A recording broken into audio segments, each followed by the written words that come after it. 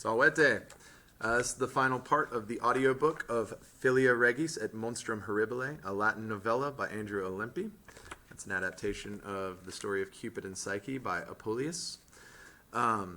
This will start out at the very end of chapter 12. I got cut off last time, and go through to the end of chapter 13, which is the end of the book. So this shouldn't be very long. And I'm going to start on page 66, which is the final page of chapter 12, before moving on to chapter 13 on page 67. Puella iterum arcam videt, fortasse, si ego habebo pulchritudinem Dei, maritus meus putabit me esse pulchrum. Puella arcam aperit, pulchritudo prosperinae non est in arca, mala Dea est in arca, mala Dea somnus. Dea somnus puellam capit, et Psyche ad terram cadit. Psyche dormit. Chapter 13. Capitulum tertium decimum. Cupido. Cupido est domi in conclavi. Cupido dormire non potest, et vigilat. Cupido, mater, ego nolo in lecto esse, ego volo meam Psychen videre. Venus, pueri nepte, Psyche est mortalis, et tu est Deus amoris. Deus uxorem mortalam habere non potest. Cupido, ego non sum puer mater, ego sum vir. Cupido sagittas sumit, et domo celeriter it, ad Psychen quaerindam. Per omnes terras Cupido celeriter it. Ecce, Cupido puellam pulchram in terra dormientum invenit. Psyche est. Cupido puellae dicit, O Psyche, noli dormire, vigila, maritus tuus adest. Ego te inveni. Sed puella non vigilat. Cupido arcam in terra videns, iam omnia scit.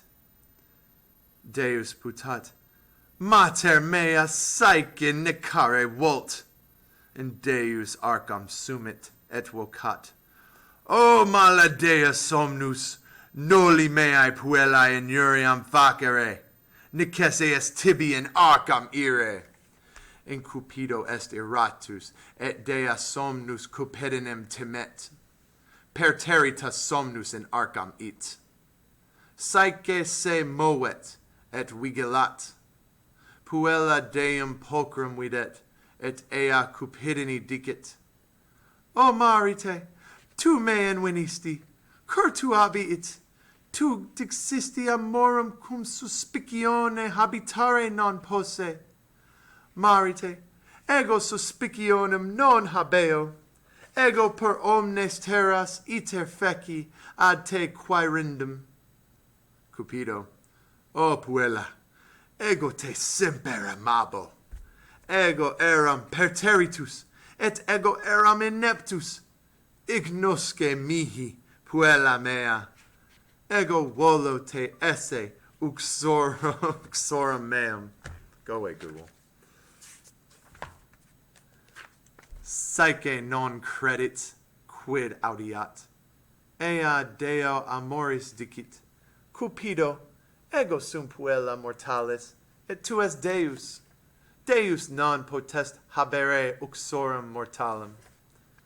That's the end of page 70.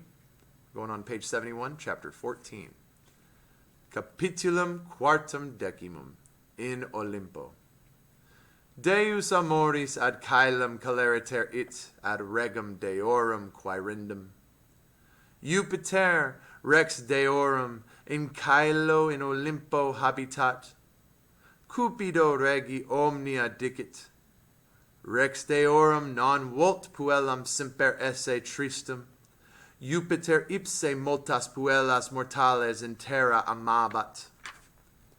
Cupido, O Jupiter, rex deorum, dic mihi, licetne mihi psychen mortalem amare, possumne ego habere uxorem mortalem?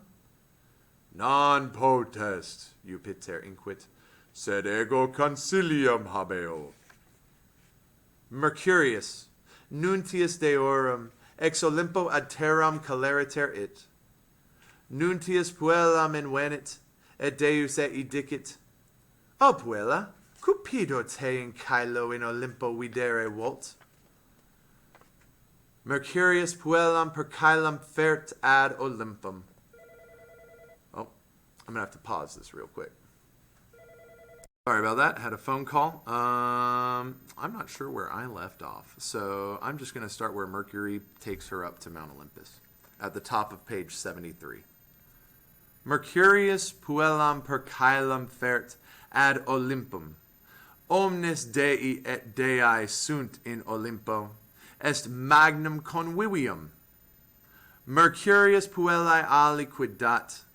Mercurius, O puella, bibe hoc vinum vocator ambrosia. Ambrosia est vinum deorum. Si tu ambrosiam bibes, tu non eris mortalis, sed Dea. Puella ambrosiam vinum deorum bibit, Cupido laetus psychen cum mercurio videt. Puella non iam est mortalis, sed iam Dea pulchra est et immortalis. Sed iam Dea pulchra est et immortalis. Cupido psychen amat, et psyche Deam amoris amat. In caelo, venus homines in terra videt. Ecce, homines non iam psychen laudant, iterum cives Deam venerum laudant, et templa Dei curant. Venus laeta est. Mox Cupido et Psyche filiam habent, filia vocator voluptas. Finis. Hope you enjoyed that. Hope it was helpful. It's a good story. I got nothing else. So, pax et valete.